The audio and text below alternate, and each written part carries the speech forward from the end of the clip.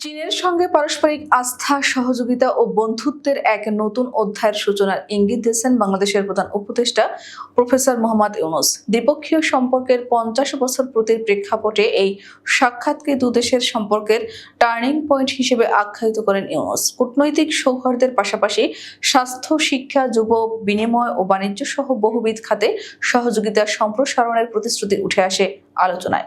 একে শুধু রাষ্ট্রীয় পর্যায়ের সম্পর্ক নয়, বরং জনগণের মধ্যে সম্প্রীতির সেতু বন্ধ করে তোলার এক বাস্তব পদক্ষেপ হিসেবেও বিবেচনা করছেন উভয় পক্ষ।